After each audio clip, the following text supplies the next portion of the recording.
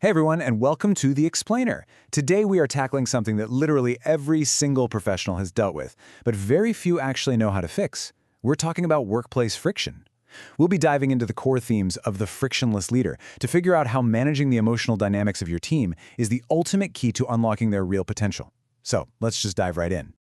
Right off the bat, why do some teams just seem to keep going in circles? Think about that for a second. We have all been part of groups that are trapped in this endless, maddening loop of frustration. You've got smart people, you've got the resources, the deadlines are clear, and yet every single project feels like pushing a massive boulder up a hill. To actually cure this, we have to look at the mechanics of the breakdown itself. I guarantee you know this exact sequence. Task assigned, completed. Not what I meant. Redone. It's that painful, tense cycle of endless revisions. You do the work, it gets kicked back, you do it again. It's a staccato rhythm that just instantly builds frustration in everyone involved. And the hidden cost of that loop? It's massive. When people don't feel understood up front, communication down the line becomes incredibly expensive. Just one shallow conversation at the beginning of a project creates 5 unnecessary corrections later on. 5. That is a sheer waste of time, energy, and resources, and it all stems from just one initial failure to align. But it's not just the clock ticking away. This constant friction quietly and completely destroys team morale and trust. When you're stuck in that endless cycle of corrections, team members start feeling ignored. They feel blamed or unappreciated. And suddenly, people just stop collaborating. Not because they hate the work, but because the emotional toll is just too high. Section 1. The hidden workplace truth. Because when a team stops functioning smoothly, it is rarely actually about the work itself. It's usually about feeling emotionally unseen. So what does that actually look like day to day? Well, that internal resistance leaks out. You start noticing defensiveness in meetings, delayed responses to urgent emails, passive aggression, right? A sudden lack of enthusiasm, or people giving unnecessary pushback on really minor details. These are your classic telltale symptoms of high friction.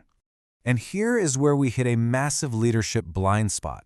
When a manager sees those delays or that pushback, they almost always label it as incompetence. They think, man, my team just isn't capable.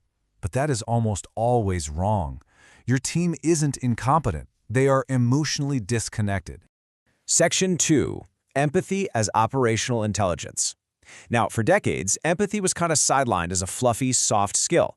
But in today's complex workplace, it absolutely is not. Listen to this. Empathy is not just kindness, it's operational intelligence. Why? Because empathy actually helps you uncover the root problems way faster. Instead of arguing over a formatting error or a missed deadline, empathy lets you figure out what your people are actually struggling to communicate. And when people feel understood, cooperation just rises naturally. Section 3. The tale of 2 managers. Let's look at a high-stress scenario. Say, a designer's project gets rejected by a client, so we can see 2 totally different leadership styles in action. Okay, so manager number 1 reacts immediately. This still isn't right. We've already discussed this. Technically true, sure, but emotionally damaging. The tension spikes and communication shuts down completely. But manager number 2? They take a breath and say, help me understand what the client feels is missing. Immediately the vibe changes. The designer explains the issue, and they build the bridge together. Curiosity solves what pressure absolutely cannot. The second manager wasn't being soft or lowering their standards. They were strategically using curiosity to bring that hidden misunderstanding into the light. Pressure shuts people down. Curiosity opens them up. And that is the hidden superpower of truly intelligent leadership. Section 4. Master curious communication. So, how do we do this? Let's get into the practical stuff with the exact phrasing you can literally use today to reduce friction. Here's your first major actionable shift. Stop using defensive communication and switch to curious communication. Instead of bluntly saying, this doesn't make sense, which just instantly puts the other person on the defensive, try saying, help me understand your perspective. It gets the exact same job done, but it invites a dialogue instead of attacking their work. Okay, here's a second tiny shift you can make. Instead of saying, you're doing it wrong, which just immediately creates conflict, try saying, I think we may be seeing this differently. You feel the difference there, right? It completely removes the accusation.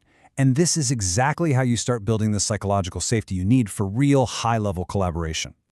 And let's be totally clear about why this matters so much. Psychological safety isn't just some warm and fuzzy HR buzzword. It drives real, tangible business results. It drastically improves communication, creativity, speed, trust, and efficiency across the board. This is exactly why emotionally intelligent professionals consistently outperform aggressive ones. They don't avoid having high standards, they just aggressively reduce the friction getting in the way of those standards. Because the deeper rule that all top-tier professionals inherently understand is this: pressure might force temporary compliance, but understanding creates long-term cooperation. Great leaders know that they aren't just managing tasks, they're managing the emotional dynamics of actual human beings, and emotional tension affects absolutely everything they do. So when you look closely at your own leadership style and the dynamics inside your team, you really have to ask yourself what you are actually fighting. If your team just keeps going in circles, you have to diagnose the real problem before you can cure it. The difference between a team that constantly struggles and a team that just flows comes down to a single shift in perspective. These insights are based on the book Mastering Professional Etiquette, which really dives deep into how we can build influence through emotionally intelligent behavior. So as you head into your next big meeting or project, I want to leave you with one final thought to chew on. Is your team battling pressure or perspective? Are you pushing harder right when you should really be pausing to understand? Thanks so much for joining me on The Explainer, and I'll catch you next time.